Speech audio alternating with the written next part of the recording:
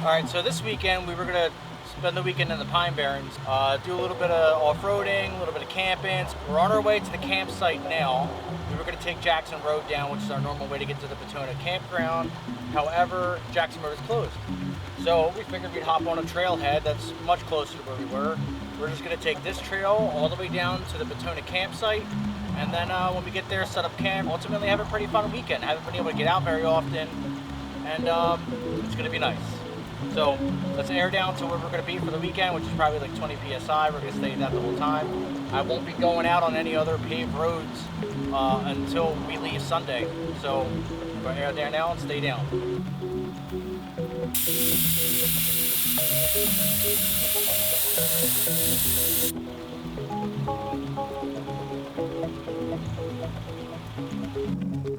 I have recently just ended up switching jobs, so I no longer work at the shop that I used to work at as a mechanic.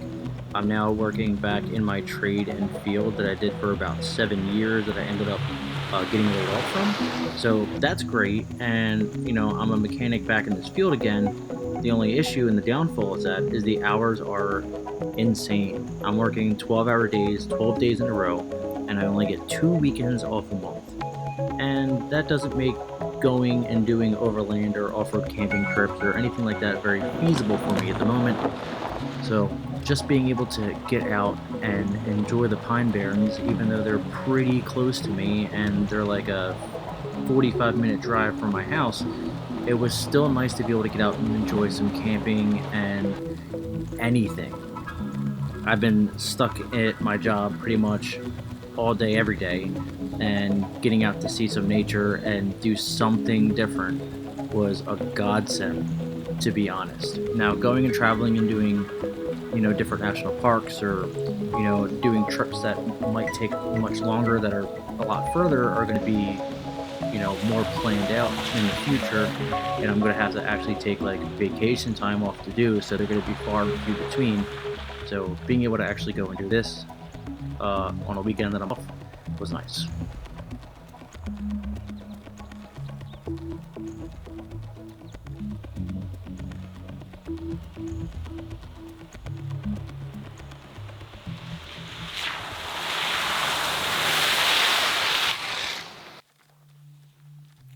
We just got to the campsite. The first thing I always do is I stake Valkyrie's lead into the ground. That way I know that she is secure and safe, because she is a little escape artist, and she doesn't have the best recall, because I got her as a rescue, and I've done as much work as I could with her, and she's really, really improved and has came a long way, but still being off leash just isn't something that she can do. I've also looked into rooftop tents and things like that, because setting up the ground tent, although it is only 2 poles and it's really easy to set up and down, I thought the accessibility and the easiness of a rooftop tent, mainly because everyone and their mom has one, would have been nice. But to find out that me and the two wolf dogs over exceed the weight limit on just about any rooftop tent, so it looks like we're just gonna have to ground tent it forever, which it is what it is. But I'm not gonna have to get some kind of storage or something on top of my truck. The dogs are the main priority. So going and doing these kind of adventure things, it's the whole reason why I'm into it is because they get to go with me and we get to experience these things together. So trying to get some kind of storage on the roof to store a lot of the things that are in the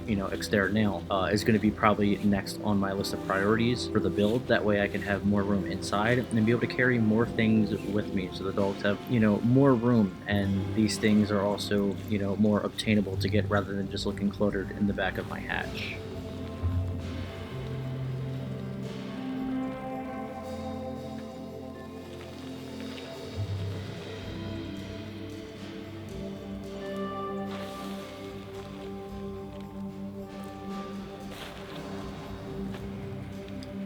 This Ironman 90-degree awning has really served its purpose, and I really got my money's worth with this thing. I use it every single time I go camping or go anywhere where I'm going to be stationary and the dogs need shade.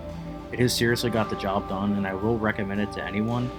I will say though, I really would like the 270 awning though, mainly because it takes up, more ground clearance for the dogs. Because as you can see here, I'm setting the awning up, and Kaneki just like won't lay directly under it all the time, and he likes to lay like around different parts of the truck.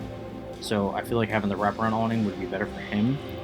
But I will say that this awning is excellent. It is great, and it for the cost that it was and the material that it's made out of. This thing has really, I've gotten my use out of it. And I think the next time I do get an awning, it's going to be an Iron Man awning. I'm going to get one of the 270 ones from them because I genuinely like the quality of their products with, how cost effective they are. And we all know that everything in this, hobby is so overly saturated with how much everything costs. So being able to buy a good quality thing for a, budgeted price is fantastic. Yeah, I try to get everything I can for them. The awnings, the beds, the fans. Kaneki enjoys it and he takes advantage of it, but Vale, on the other hand, just enjoys the dirt and nature. After spending the night at camp, setting up a campfire and, just relaxing and hanging out, waiting for the next day to begin, we headed out on the trail and decided that we were going to do the Batsto Fireline Trail. But we had to take, a couple different trails to get to the trailhead at Batsto Village.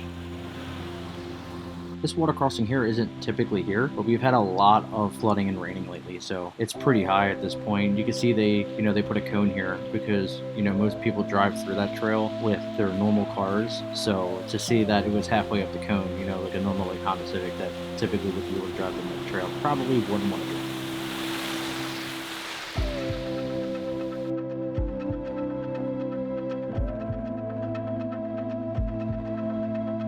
As we got to the trailhead of the Batsto Fireline Trail and started getting our way through the trail, we noticed that there has been a lot of changes that typically are not there.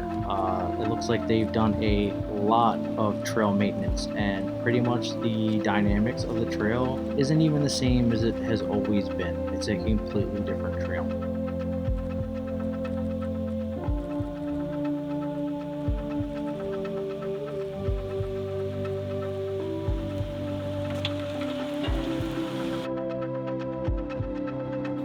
So I wanted to do the Batsto Fireline Trail. It's one of the most, or was one of the most difficult trails in the Pine Barrens. It was pretty much had this huge swampy, marshy area right after the Batsto Village, which was a pretty iconic part of the trail. Usually, it is really tall water. It's a long water crossing where the water is practically coming up to your headlights, and it's like that for the entire, like, I don't know, maybe 2,000 to 4,000 feet up the trail, and you gotta really know the trail and be able to navigate through it, because if not, then you're just gonna go off into some kind of rut or go off the trail but still be in the swamp, and then you're stuck there, or hydrolock. I wanted to get that because it's one of my favorite trails to do, but apparently they did a bunch of trail maintenance and they brought a bunch of sugar sand and filled it all up.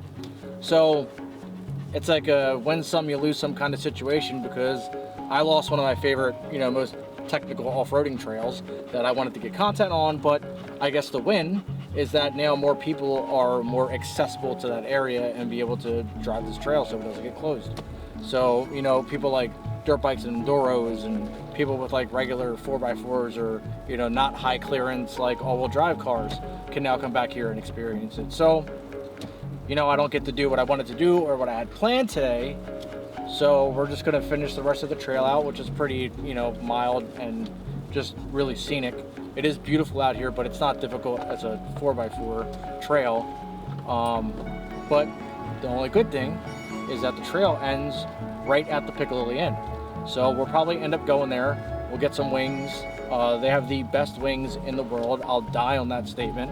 There's another trail right at the Piccalilli Inn that takes us directly back to the campsite in the other direction. So that's what we're gonna do, and then we're gonna head back to the camp. Now, I've also decided that this year I want to try to challenge myself as far as off-roading skills go. I'm gonna start doing some more things to the truck to make it more capable of doing things at places like FRO or AOAA, and kind of prep the Xterra to be able to go to the more challenging trails in these areas, so I can kind of push my skills. So when I go to other places that are more remote and I have challenges I have get, I would like to be prepared and be able to do so. I have a couple of different things that I plan on doing to the Xterra.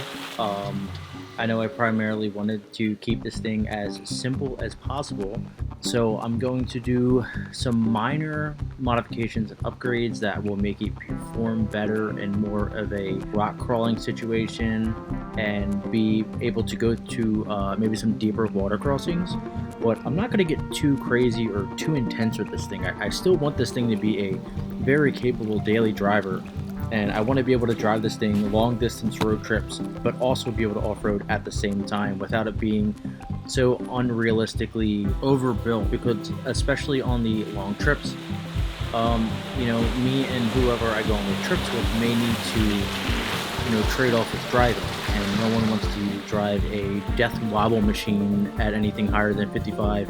So I want this thing to still be a very reliable, you know, on and off-road vehicle. Those are my goals coming up. I have a lot of things on the way currently and things also sitting waiting to be installed, so I will put out some more content.